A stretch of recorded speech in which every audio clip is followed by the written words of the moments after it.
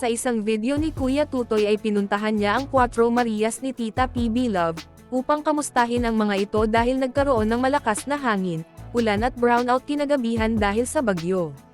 Naabutan ni Kuya Tutoy si Erna na nag-iisang nagwawalis sa terrace ng bahay.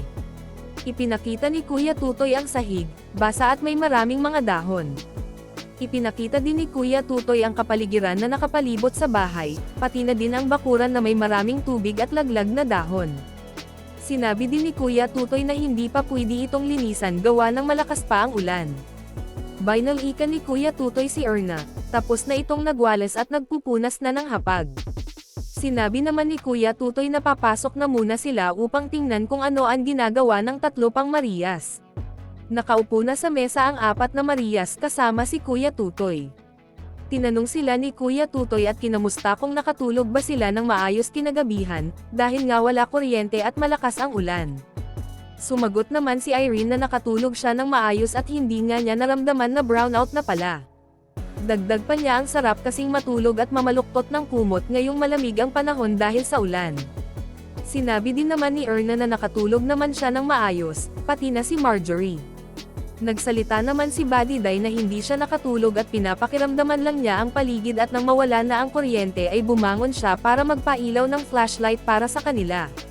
Tinanong naman sila ni Kuya Tutoy na kung hindi ba some-indi yung solar light nila.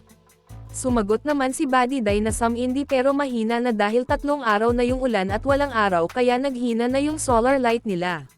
Nagsalita naman si Marjorie na dapat may first aid sa bahay nila. Tumawa naman si Kuya Tutoy at sinabing bakit pa maghahanap ng first aid at nurse na nga ang nanay niya, ang ibig palang sabihin ni Marjorie ay kagamitan tulad ng flashlight at iba pa. Sinabi naman din ni Kuya Tutoy sa kanila na safe sila sa bahay ni Tita PB Love at nasa mataas ito na bahagi, dagdag pa ni Kuya Tutoy na hindi sila maabot ng tubig baha doon. Dagdag pati ni Kuya Tutoy na safe sila sa malakas na hangin gawa ng maraming punong kahoy sa bahay nila. Nabanggit din ni Kuya Tutoy na buti na lang daw na maagang nag-abiso ang school na walang pasok dahil sa bagyo.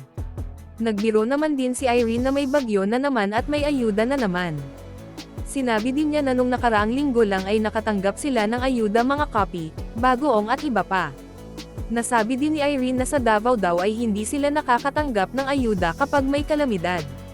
Nakakatanggap lang daw sila ng kunting bigas at delata sa panahon ng Pasko. Nakangiti pa niyang sinabi na ayaw na niyang uuwi sa Davao at gusto na niyang dito siya tumira sa Abra. Ipinapakita naman ni Kuya Tutoy ang video na ginawa nila ni Irene, habang nag-iikot sila sa mga malalaking tulay malapit sa kanila. Ipinapakita nila sa video yung unang napakalaki at napakahabang tulay na dinaanan nila. Mataas na ang tubig dito at malakas pa ang agos. Binanggit naman ni Irene na nakita niyang nagsilikas na yung iba doon sa unang lugar na nadaanan nila. Patuloy pa rin sila sa pag-iikot at sinabi ni Irene na humanga siya sa pamamaraan ng gobyerno sa Abra. Dahil ayon sa kanya bago pa man dumating ang kalamidad ay nakahanda na sila. May mga tao nang nakahanda at nakabantay kung sakali mang may darating na trahedya.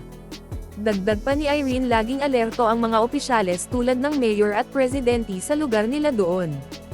Inulit-ulit ni Irene na ayaw na niya sa Davao at gusto na niyang tumira sa Abra. Patuloy pa rin sila paglilibot hanggang doon na sila malapit sa bahay ni Kuya Tutoy. Tumigil sila saglit doon at ipinakita nila ang tubig baha malapit sa bahay ni Kuya Tutoy na tumataas na naman. Ipinakita pati sa video ang bahay ni Kuya Tutoy, sinabi ni Kuya Tutoy na sana wag nang lumaki pa ang baha nang di naabutin ng tubig ang bahay niya. Patuloy pati sila sa kanilang pag-iikot hanggang huminto sila sa isang tulay malapit na sa kanila. Ipinakita ni Kuya Tutoy kung gaano kalakas ang tubig at kataas. Sinabi niyang malapit na itong umapaw sa tulay, makikita naman si Irene na dumudungaw sa gilid ng tulay. Sinaway pa siya ni Kuya Tutoy na tigilan na niya at baka mahulog pa ito. At para sa more summary video ng Pugong Biyahero, huwag kalimotang mag-like and subscribe.